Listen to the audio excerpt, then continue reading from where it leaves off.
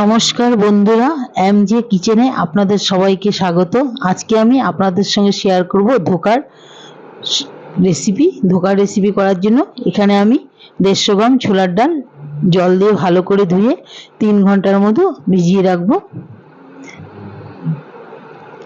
3 ঘন্টা ভিজানোর পর জল থেকে ডালটাকে তুলে নিয়েছি। এর মধ্যে এতটা পরিমাণে আদা, 4টা কাঁচা লঙ্কা দিয়ে দিলাম ছোট্ট একটা মিক্সি জারের মধ্যে।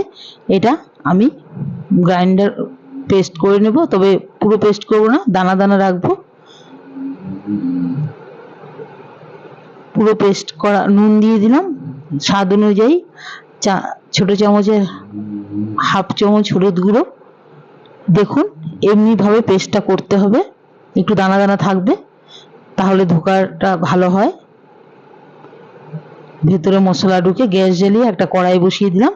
এখানে 4 চামচের মতো 2 চামচ তেল দিয়েছি, সরষের তেল। আর দিয়েছি এখানে দিলাম মৌরি, আর দিলাম হিং অতটা পরিমাণে। তারপর এর মধ্যে আমি বাটা ডালটা দিয়ে দিলাম, দিয়ে এটাকে নাড়তে থাকতে লাগবে। যত সময় এটা থাকবে উনুনের উপর, গ্যাসের উপর চাপানো, তত সময় এটাকে আমাকে নাড়তে থাকতে লাগবে। এভাবে হয়ে গেছে। এটা একটু জল জল ভাব থাকবে। একটা থালাতে, যে কোনো থালাতে একটু তেল মাখিয়ে, স্টিলের থালা হলে ভালো হয়, একটু তেল মাখিয়ে এটাকে নামিয়ে নিলাম। এবারে এটাকে আমি যতটা ঠিক করব অতটা পরিমাণে রাউন্ড করে এভাবে করে নেব। দেখুন এখানে এটা ঠান্ডা হতে দিলাম। এখানে আমি একটা মশলা করে নিচ্ছি। অতটা পরিমাণে আদা, 1.5 চামচের মতো মগজদানা, 5টা কাঁচা লঙ্কা ভালো করে পেস্ট করে নিব। আমি ধোকাগুলোকে কেটে নিচ্ছি। দেখুন এই সাইজ দিচ্ছি, আপনারা যেমনি পারেন, আপনাদের যেমনি মন চায় তেমনি সাইজ দিতে পারেন, টেস্ট একই হবে। এখানে একটা ফ্রাই প্যান চাপিয়ে দিলাম, এর মধ্যে সরষের তেল দিয়ে এগুলো ভেজে তুলব। ছড়ানো ফ্রাই প্যান হলে ভাজতে সুবিধা হয়, ভাঙে না। দেখুন এভাবে এক পাশ করে তারপরে পাল্টে মারবো, পুরো ভাঙার ভয় থাকে নয়তো। হয়ে গেছে। এগুলো আমি সব এভাবে ভেজে তুলব। তেল ছিল, আমি আর একটু তেল দিয়ে দিলাম। একটা শুকনো লঙ্কা, ছোট চামচের 1 চামচ সাদা গোটা জিরে, একটা তেজপাতা দিয়ে সে মশলা করেছি, সেই মশলাটা এর মধ্যে দিয়ে দিলাম। দিয়ে নেড়ে চেড়ে মশলাটাকে সাঁতলে নেব। এর মধ্যে আমি ছোট চামচ 1 চামচ হলুদ গুঁড়ো, স্বাদ অনুযায়ী নুন দিয়ে দিলাম। বড়াতেও নুন দেওয়া ছিল। ছোট চামচ 1 চামচ জিরে গুঁড়ো, 4 চামচ 1 চামচ ধনে গুঁড়ো, আর কালারের জন্য কাশ্মীরি লঙ্কার গুঁড়ো দিয়ে দিলাম। গ্রাইন্ডারের বাটিটা ধুয়ে জলটা দিয়ে দিলাম মশলার, দিয়ে মশলাটাকে সাঁতলে নেব।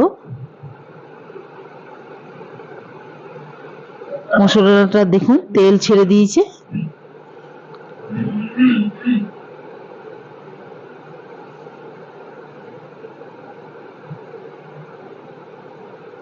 মশলাটা একটু সময় সাঁতলাতে হবে। একদম ভোজবাড়ির স্বাদে ধোকার তরকারি আমি রেসিপিটা শেয়ার করছি। আপনারা বাড়িতে ট্রাই করবেন। এভাবে ট্রাই করে কমেন্ট বক্সে আমাকে জানাবেন কেমন হয়েছে। অবশ্যই বাড়িতে ট্রাই করবেন। দেখুন আমার মশলাটা সাঁতলানো হয়ে গেছে।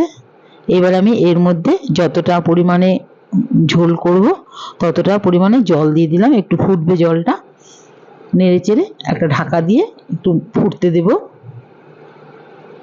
এবার দেখুন ঢাকাটা তুলে হয়েছে ঝোল। এবার আমি ধোকাগুলো এর মধ্যে দিয়ে দিব।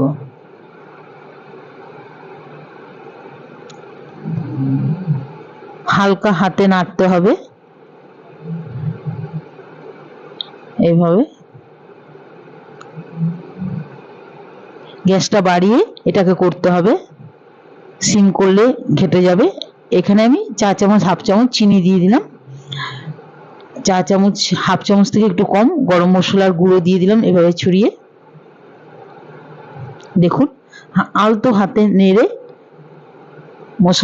গরম মশলাটাকে ইয়ে করে দিলাম। এবার ধনে পাতার কুচি একটু উপর দিয়ে ছড়িয়ে দিলাম।